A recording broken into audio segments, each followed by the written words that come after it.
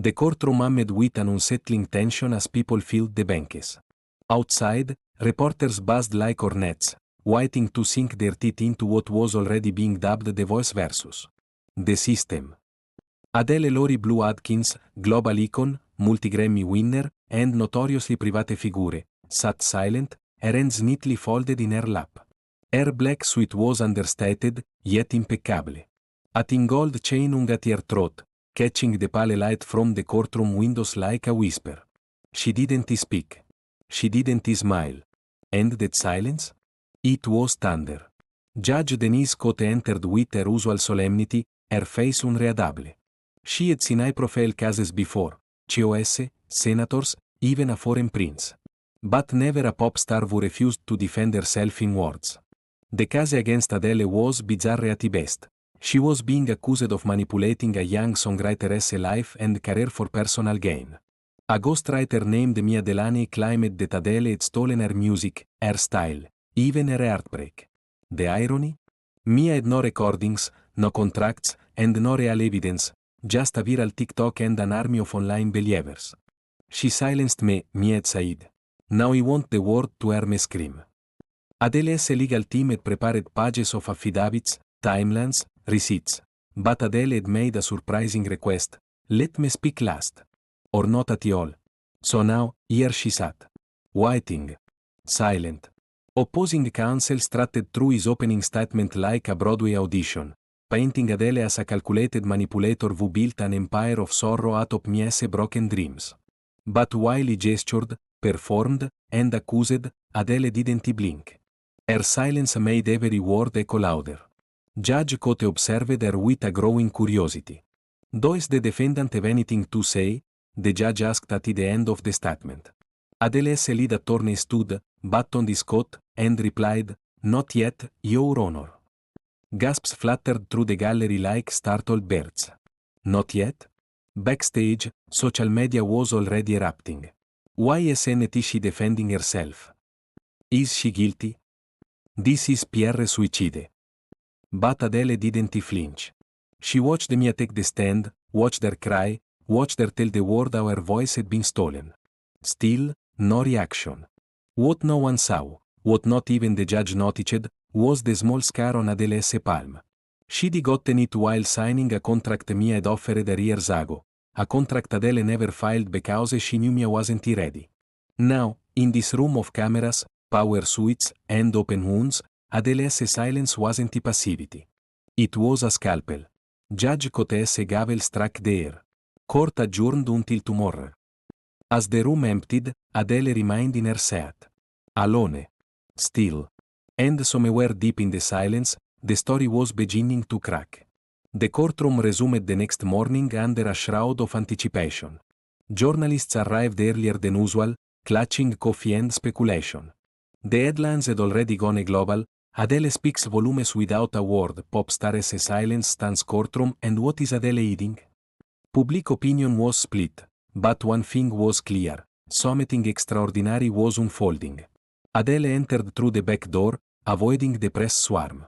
Her expression was calm, almost detached. She wore the same black suit, her only accessory a discreet silver ring, worn on her right hand today. Some speculated it was symbolic.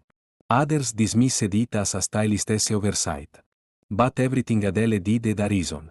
Mia Delaney took the stand again. This time, she was more controlled, less performative. Dressed in soft pastels, she presented herself as vulnerable but composed. She promised me a career, Mia said, her voice trembling. She said she believed in me. I showed her my songs. My notebooks. And then she stopped answering.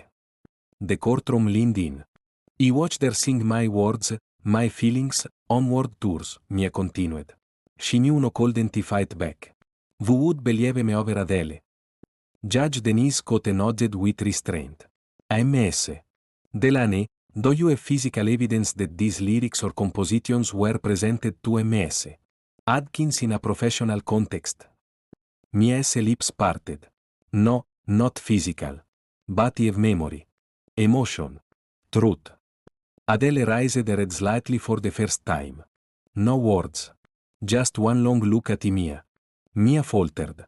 Her composure cracked. It was the kind of look that said, you and the bot know what really happened. Judge Cote called for a brief recess. Adele remained seated. Outside, commentators scrambled to spin the narrative. One camp insisted Mia was a victim of celebrity exploitation. Another accused her of fabricating a story for fame. Conspiracy threads buzzed online. Could this all be an elaborate PR move? A new album stunt? Back in the courtroom, Adele's lawyer approached the bench. Your Honor, we have a document to submit into evidence. A handwritten agreement from 3 years ago. Signed only by MS. Atkins. It outlines a mentorship offer, one that was declined by MS. Delane. Gasps rippled again. The judge examined the paper, nodding slowly. This contradicts the plaintiff's timeline. Respectfully, the opposing counsel jumped in, this doesn't prove Adele didn't steal the ideas later. The judge held up the page. It proves she attempted transparency. And it introduces doubt into the plaintiff's narrative. Still, Adele said nothing. Instead, her attorney asked to call a witness. To everyone's shock, it was Adele's former sound engineer, a woman named Rebecca Shaw. She hadn't been mentioned in any pretrial briefs. The media didn't even know she existed. Rebecca took the stand, adjusting her thick glass. In 2019, Mia Delaney visited the studio for one afternoon. She played 3 songs. One was about her cat. The others were not memorable. Adele listened, offered encouragement, and invited her to workshop together. Did that workshop ever happen? The judge asked. No, Your Honor. Mia never followed up. Adele never used any of that material. He recorded every session. He have timestamps. A USB was passed to the court. Judge Cote glanced at Adele. For the first time, a flicker of emotion crossed the judge's face. You've been sitting in silence while being publicly dissected, she said softly. Why? Adele finally spoke. Just 3 words. To let truth echo. The courtroom fell into a stunned hush. Not a dramatic speech. Not a show. Just a reminder that sometimes truth didn't need to shout. The judge nodded. Court resumes tomorrow. But he'll be reviewing this evidence carefully tonight. As people filtered out, Adele's 3 words haunted the air. To let truth echo. Outside the courthouse, Someone scrolled the phrase onto a cardboard signature. Within hours, it would become a trending hashtag. But inside the courtroom, it was the sound of the tide turning. By the 3rd day of trial, the courtroom was no longer a legal venue, it was a stage. Every creak of the floorboard, every whisper between lawyers, every breath Adele took became a headline. But Adele herself remained a study in stillness, rooted like a monument while the noise of the world circled her name. The room settled as Judge Denise Cote entered with quiet gravity. There was something sharper in her presence now, as if the weight of the world's scrutiny had honed her focus even further. The court has reviewed the material submitted yesterday, she announced. And based on initial assessments, the evidence supports the defense's claim that a mentorship agreement was proposed and declined. However, this does not resolve the central issue of idea ownership. The trial proceeds. Mia Delaney's lawyer stepped forward, attempting to redirect the narrative. Your Honor, we request a psychological expert to testify regarding the emotional impact of betrayal, particularly when inflicted by a public figure. Adele's lawyer didn't object. Instead, Adele stood. She didn't speak. She simply walked toward the witness stand. Gasps whispered through the gallery like wind through leaves. Judge Cote narrowed her eyes. MS. Atkins, do you intend to testify? Adele nodded. Her attorney looked blindsided. Clearly, this wasn't planned. She took the oath. Sat down. The courtroom leaned forward as one. The plaintiff's attorney smiled, sensing opportunity. MS. Atkins, why did you avoid comment in previous sessions? Adele folded her hands. Because noise dilutes meaning. The courtroom stilled again. And what exactly does that mean? It means when everyone talks, no one listens. And now that you're talking, What do you want Stati Uniti to air? Adele looked directly at Mia. He did not steal from you, she said calmly. He did not need to. A soft gasp came from Mia, whether of offense or guilt, no one could tell. Adele turned to the judge. I've worked with over 30 songwriters in my life. I've credited all of them. I've fought my label when they said some names were too obscure. I have nothing to gain by stealing, and everything to lose. Judge Cote nodded slowly. Do you deny that MS? Delaney was in your studio in 2019? No, Adele said. She was there. For 3 hours. Did she play any songs? Yes. Did you use any of them? No. Silence. Why? They weren't ready, Adele said, choosing her words carefully. They weren't bad. Just unfinished. And I'm not in the business of finishing someone else's soul. The courtroom hung on that sentence. Adele leaned slightly forward. But he did something wrong. He told her to keep going, and he didn't follow up. That was my mistake. Not theft. Just silence. And sometimes silence feels like betrayal. Even Mia blinked. Her eyes glistened, but she didn't look away. The judge leaned back. That will be all for now. As Adele returned to her set, the gallery buzzed like a hive disturbed. Some were crying. Others were furiously typing.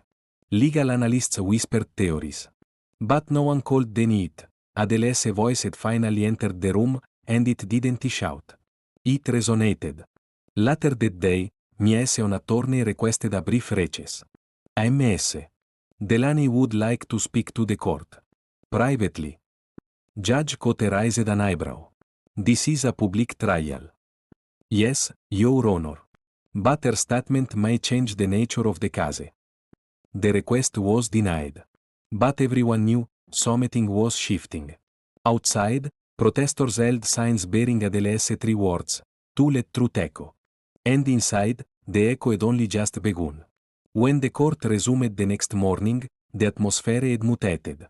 Yesterday's testimony had bled into the streets. News vans formed a blockade around the courthouse. Commentators dissected Adele's every word. Online forums exploded with frame-by-frame analysis of her facial expressions, her tone, her pauses. But inside Courtroom 6, the only sound was the shuffle of paper and the loom of fluorescent lights. Judge Denise Cote entered, her expression unreadable, but the bags beneath her eyes spoke of a long night. Mia Delaney, you may approach the bench, she said, her voice more solemn than before. Gasps rippled again. Mia stood, visibly nervous. She walked slowly, as though through thick water. Her attorney followed a step behind, trying not to betray his concern. Mia took the witness stand. Her hands trembled as she adjusted the microphone. Her eyes didn't meet Adele's. MS. Delaney, began her own lawyer, voice carefully modulated, you were requested to make a statement outside of cross-examination. The court has permitted this. Please proceed. Mia exhaled, then inhaled deeply. I came here because I thought it been erased, she said, voice cracking on the last word. I believed that if someone bigger used my idea, it would never belong to me again. The room was still. He wasn't chasing money, she continued. He was chasing proof that no mattered. Adele lowered her gaze. Mia's next words dropped like stones. But after hearing what MS. Atkins said, he realized Uno wasn't looking for justice. He was looking for acknowledgement. She paused, turned toward Adele. And you gave me that. Yesterday.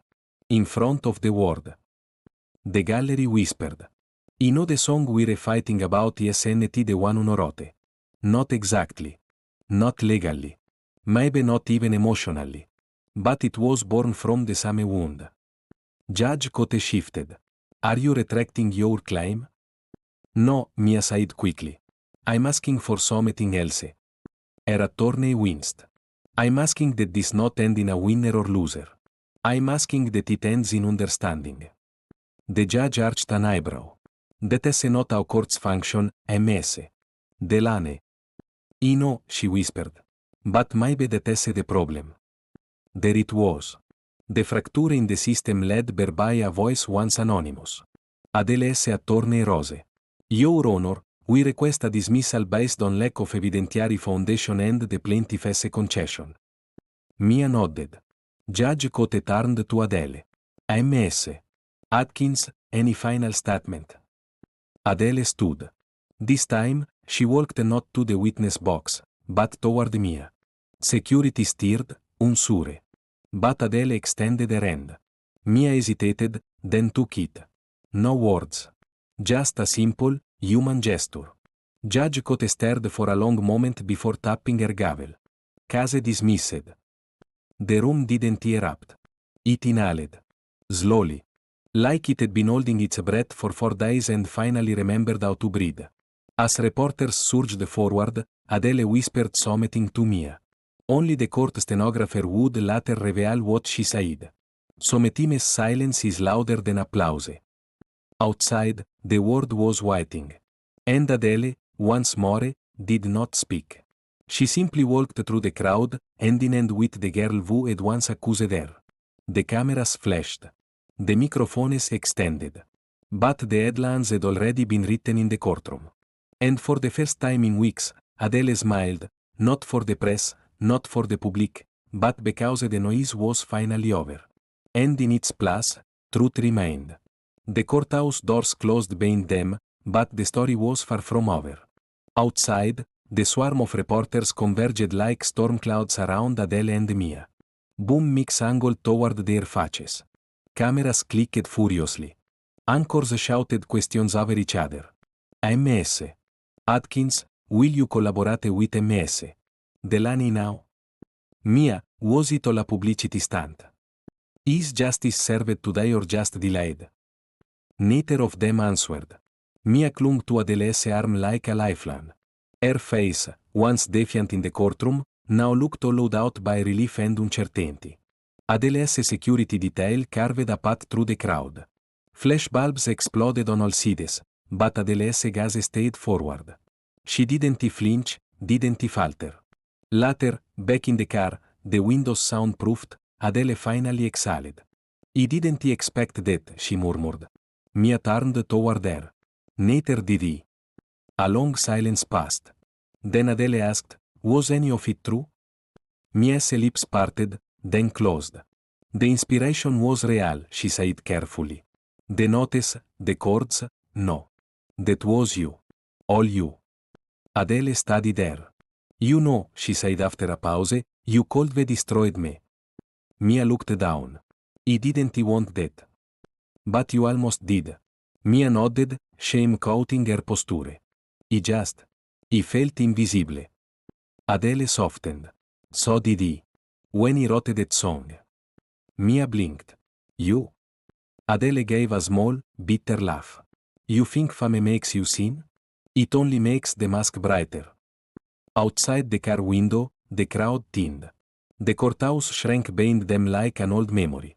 He lost a lot trying to stay silent in that room, Adele said, her voice dropping. But I think he found something, too. Mia looked up. What? Stillness, Adele said. It is a sound. You just have to stop screaming long enough to hear it. They drove in silence for a few minutes more. Then Mia asked, do you hate me? Adele thought about it. No, she said. I think you mistook desperation for purpose. We all do it. They stopped at a red light. Adele glanced out at a street performer playing violin under the grey sky. Promise me one thing, she said, turning back to Mia. Next time you want the world to hear your voice, don't borrow someone else's mic. Mia's eyes filled. I promise. The light turned green. A few blocks away, a music studio stood in quiet anticipation. Adele gestured toward it. Do you write in G major? Mia blinked. What? Let's find out, Adele said. They didn't tell anyone. No press release. No Instagram post. Just a locked door, a blank sheet of music, and 2 women with something unspoken to say. The first note was awkward. The second was cautious. By the fourth, it was a conversation. Not of words. But of pain. Of hope. Of reclamation. The headlines the next day were confused. Some called it redemption. Others called it capitulation. But none of them understood what really happened. Because the truth didn't come with a press badge. It came in the form of a duet. Weeks later, the song premiered under no name, no credits. Just a title, Testify. And the world listened. Some cried. Some criticized. But everyone heard it. And for once, Adele didn't explain it in interviews. She didn't perform it on late night TV. She didn't tweet about it. Because it wasn't about her anymore. It was about the silence that spoke louder than the verdict. And the girl who reminded her that even the voiceless still have something to say. 3 weeks after the Courtroom saga ended, Adele sat alone in a small cafe in Greenwich Village, hood up, sunglasses on, tea untouched. She wasn't eating. Not really. She was observing. Listening. Outside the cafe window, pedestrians hurried past without knowing who sat just beyond the glass. But Adele didn't mind. In fact, anonymity had become her comfort. The absence of noise, of fame, of pressure, it had become her sanctuary. Her phone buzzed. A message from her manager. BBC, Testify tops charts without naming artist. She smiled. The world still didn't know it was her. Or Mia. And that was the point. A voice cleared beside her. Adele looked up, expecting a fan. But it was Judge Denise Cote. Elegant, piced, and dressed in civilian grey rather than her black robe, Judge Cote had an expression that was half formal, half curious. "May I join you?" she asked. Adele nodded, gesturing to the empty seat. For a few moments, they sat in silence. "I don't usually visit parties I've already judged," Cote said with a small smirk. "But you're a fascinating case." "I wasn't the one on trial," Adele replied. "That's exactly why it was fascinating." Another pause. Then the judge asked, "Why didn't you speak?" Adele looked out the window. "Because sometimes silence exposes what words can't. Judge Cote tilted her head. "You know, I ruled in your favor because mies evidence unraveled. But your silence, it made people question everything. Even me." "That wasn't a strategy," Adele said. "It was exhaustion." The judge chuckled. "Exhaustion can be a powerful truth serum." Adele turned to her. "Do you think he did the right thing?" Cote considered this. "You didn't play by the rules of the court. But maybe that's because your real audience wasn't in the courtroom." Adele stared at her tea, now cold. The world wanted a scandal. He gave them a pause. Cote leaned in. "And in that pause, you forced them to think." They sipped quietly for a moment, like two philosophers in a world that barely listened. Then Cote asked something unexpected. "Was Testify the closing statement?" Adele smiled faintly. "No. That was the opening line." The judge sat back, satisfied. "Then may I suggest something? Don't go silent again." Adele's eyes sparkled behind her glass. "I won't. But next time, I'll speak in melody." The judge rose, nodding respectfully. "That might be louder than any gavel I've ever dropped." As she walked away, Adele pulled out her notebook, the old kind, not digital. No notifications. No autocorrect. Just ink and possibility. She jotted something. "Truth doesn't always scream. Sometimes it just hums in the background." The cafe door chimed as Judge Cote left. Across the street, a young woman with headphones paused, eyes wide. She mouthed, "Is that Adele?" Adele offered the faintest smile. Then she tapped her pen on the page and went back to writing. Not lyrics. Not headlines. Just truth. The kind you whisper to yourself before the world tries to claim it. And for the first time in years, Adele didn't care what the next headline said. Because this was no longer about proving herself. This was about owning her silence, and turning it into something the whole world could feel. 2 days after the quiet cafe meeting, Adele agreed to a rare, tightly controlled interview. No makeup, no stylist, no stage lighting. Just her and a journalist known for honesty over headlines. The room was sparse. A single camera. 2 chairs. A low, steady hum from a heating vent. Adele sat in a loose black sweater, legs crossed, fingers intertwined. The interviewer, a woman in her 40s with sharp eyes and a warm voice, leaned forward gently. "I want to ask about the moment everyone keeps replaying," she began. "The moment you said nothing." Adele didn't flinch. "In the courtroom," the interviewer continued, "you were given the floor. You could have defended yourself, countered the accusations, explained me as a betrayal. But instead, you remained silent." Adele finally responded, not with a statement, but a sigh. A long, tired sigh. "Because my story wasn't on trial," she said. "My silence wasn't a defense. It was the truth." The interviewer paused, moved by the simplicity of her answer. "And yet," she added, "your silence changed everything. The courtroom, the media, your fans, everyone saw it as something powerful." Adele leaned forward. "They saw what they wanted. But he wasn't performing. He was grieving." Grieving? For a friendship who thought was real. For trust who thought was mutual. For a justice system that measures words louder than intentions. There was a moment of silence between them, but it wasn't empty. It was full of grief, of understanding, of mutual respect. "And the song?" the interviewer asked, her voice softening. "Testify, it's topping charts around the world. But you didn't promote it. No music video. No statement. No confirmation that it's even yours." Adele smirked. "You don't need to shout a confession when the whole world is already listening." The interviewer hesitated, then leaned in. "Can uno ask what inspired the lyrics?" Adele looked down, brushing a stray curl behind her hair. "Truth is, the verses aren't about me. They're about me." The room shifted. A new weight entered. "Explain that," the journalist prompted. "He kept blaming her," Adele said. "For lying, for selling our conversations, for twisting my words. But deep down, he saw the cracks long ago. And he ignored them. He caused silence long before the courtroom." The interviewer seemed stunned. "So your silence in court wasn't new?" "It was years in the making," Adele said quietly. "He stayed silent every time uno let fame excuse cruelty. Every time uno let loyalty outweigh clarity. Every time uno smiled through betrayal." The camera zoomed in slowly, not for drama, but for presence.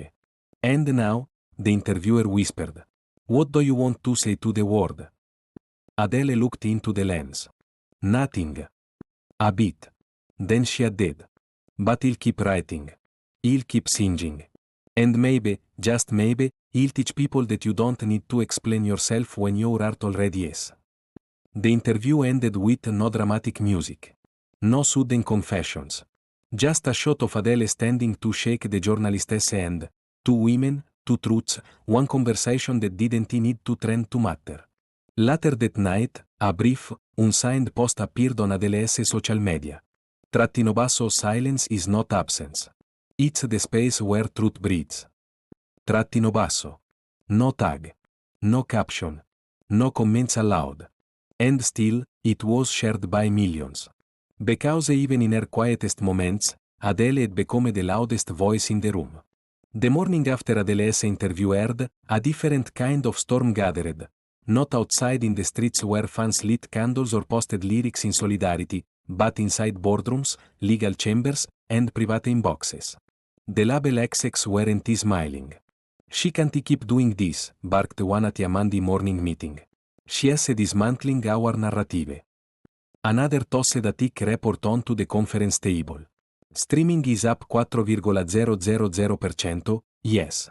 But the brand, our control over the message, is unraveling." She is not denying anything, but she is not giving Stati Uniti anything to shape either. A young assistant at the far end of the room, barely audible, whispered, "Or maybe that's why it's working." Silence. Back at the courthouse, Judge Denise Cote sat reviewing transcripts. Not because she was required to, but because something about the whole proceeding unsettled her. She had been a judge for decades. Seen manipulative silence, calculated theatrics, guilt cloaked in performance. But Adele's stillness had been different. Organic. Almost, Confrontational in its refusal to participate. She replayed the moment again, Adele standing there, eyes locked, unmoving. It was less defiant, more declarative. As if her presence alone delivered a verdict. Not to the court, but to the world. Her clerk knocked on the door, interrupting. There is a call from the ethics board. Judge Cote raised an eyebrow. Let them through. The voice on the line was crisp. We're not questioning your conduct, Judge. Just the optics. Some feel your reaction to Adele's silence showed bias. Cote didn't flinch. My silence wasn't approval. It was comprehension. A pause on the other end. Then a reluctant sig. Understood. Still, this trial isn't over in the public eye. Media is treating her like she delivered a sermon. You and the bot no silence can be weaponized. I know, Cote said softly. And I know when it isn't. Elsewhere in the city, Mia, Adele's former best friend and the prosecution's key witness, sat in a sunlit kitchen, scrolling her phone with trembling fingers. Every headline, every reposted lyric, every clip from the interview painted her not as the betrayed, but the betrayer. She had told the truth. Hadn't she? But then why did the world believe the woman who said nothing? Her publicist had gone radio silent. Her attorney stopped replying after the third statement request was denied. She wasn't a whistleblower anymore. She was a cautionary tale. A ping. New message. Anonymous sender. Trattino basso, now do you understand what she never needed to say? Trattino basso. Mia dropped the phone. It clattered on the marble counter, screen cracking. But it didn't matter. What broke wasn't the device, it was the illusion. That speaking louder made one right. In a downtown office, the journalist from Adele's interview watched the replay on loop. Not her own questions, but Adele's pauses. The way she breathed before speaking. The way she looked away, not evasively, but reflectively. That wasn't media training. That was truth. An email came. Subject, Nobel Committee Inquiry, Cultural Impact Submissions. She blinked. Then opened it. Apparently, silence was now being considered revolutionary. Meanwhile, Adele sat in her garden, barefoot on cold stones, sipping tea and scribbling in a journal. She didn't read the news. She didn't scroll the comments. But she could feel it, a shift. The kind of energy that moves not with noise, but with direction. A knock. Her assistant stood at the gate. Judge Cote requested a private meeting. She says it's not official. But important. Adele closed her notebook. Tell her il come. But she is to meet me here. No courtrooms. No cameras. Just conversation. As the assistant nodded and left, Adele whispered to herself. Let them try to control the silence. I'll be too busy shaping the echo. The garden wind rustled the leaves. Not loud. But persistent. Like a secret passed from tree to tree. And far beyond Adele's fences, the legal world, trained to thrive on language, was being rewritten by someone who had mastered its absence. The wind carried the scent of rosemary and jasmine through Adele's garden as Judge Denise Cote stepped through the wrought iron gate, a shadow in her dark judicial robe against the backdrop of the soft, late afternoon light. It wasn't a courtroom, but Adele had ensured the setting carried its own quiet authority. The stone pathway wound past edges and toward a shaded bench beneath a blooming wisteria canopy, where Adele sat, waiting. She rose when the judge approached. No pleasantries. No performance. Just a gesture, one open hand toward the opposite end of the bench. Judge Cote sat. A bit of silence stretched between them. It wasn't uncomfortable. It was intentional. Then the judge spoke. You called them echoes. Adele didn't pretend not to understand. Not everything needs to be said out loud. That doesn't make it meaningless. No, Judge Cote replied. It makes it harder to categorize. Harder to prosecute, or defend. A bird flitted between branches above them. Adele watched it for a moment before replying. That is what they're afraid of, isn't it? The things that can't be labeled, explained, processed through their systems. Cote nodded slowly. You're not the first to challenge the court with silence. But you are the first to do it in a way that shifted the public perception of justice itself. Adele turned her gaze to the ivy crawling up the garden wall. He didn't set out to make a statement. You didn't need to. Silence again. This time, it was the kind that filled rather than emptied. Then the judge leaned forward. Do you know what your silence did, Adele? It created space. Space for millions of others who have been waiting to be heard, but couldn't find the words. Adele's brow furrowed. And what do you want me to do with that? The question hung in there like perfume. Cote took a folded envelope from her pocket and placed it between them. No emblem. No seal. Just a name in elegant handwriting, Adele Lori Blue Atkins. It's a formal offer, the judge said. To testify, not in court, but before an international forum on expressive freedoms. United Nations. Geneva. Adele didn't reach for it. I'm not a politician. I'm not a movement. No, Cote said. You're a symbol. That is more dangerous. And more powerful. They sat in stillness once more. In the distance, a bell came from a nearby church, counting the hour. With each chime, Adele's fingers brushed the notebook on her lap. She hadn't written in it since the night before the trial. He used to write songs to make sense of what he felt, she said finally. Now he just sits in the stillness. That might be the most honest kind of communication, Cote said. Then Adele did something unexpected. She picked up the envelope, not to open it, but to tuck it beneath her journal. An acceptance not spoken, but visible. He'll go, she said softly. But he won't speak for others. He'll speak only from stillness. If they want echoes, they'll have to listen closely. Cote smiled, not the smile of victory, but of mutual recognition. That will be a no. As the judge stood and left, the wind stirred once more, catching them off her robe like a wave retreating to sea. Adele remained on the bench long after, notebook closed, eyes on the fading sky. Across the world, in courtrooms and classrooms, social feeds and newsrooms, a shift had begun. And at the center of it was not a ruling, a verdict, or a voice. It was a pause. A moment. A woman in a garden who refused to fill silence with noise, and changed the conversation forever. A month had passed since Adele's silent trial. In that time, headlines had shifted from scandal to revolution. Not a single interview, not a tweet, not even a song, yet the world was still listening. Judge Denise Cote stood behind a podium in Geneva, not as a representative of any one country, but as the moderator for a special assembly on expressive freedom. Diplomats, artists, scholars, and global journalists filled the chamber.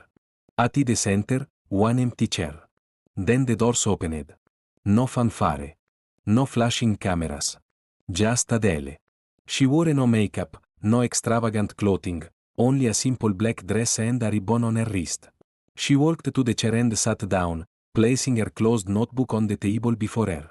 She looked up at the judge, then at the audience, and finally at the cameras broadcasting her image to more than 70 countries. She didn't speak. Instead, she opened the notebook. Page 1, blank. Page 2, a line of lyrics. Unwritten, ink slightly smudged. Silence yes and empty. It's full of what we're afraid to say. There was a murmur in the chamber. Some looked around, uncertain.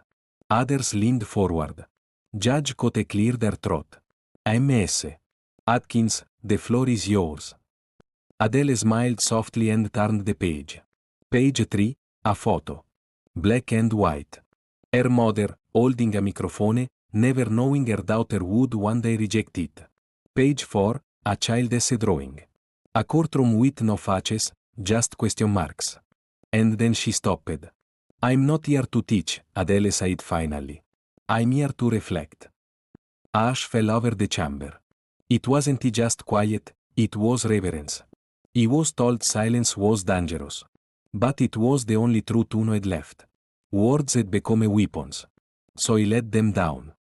She gestured to the notebook. Every page in here is a moment Uno cause not to explain myself. And yet, somehow, that said everything. Judge Cote leaned forward.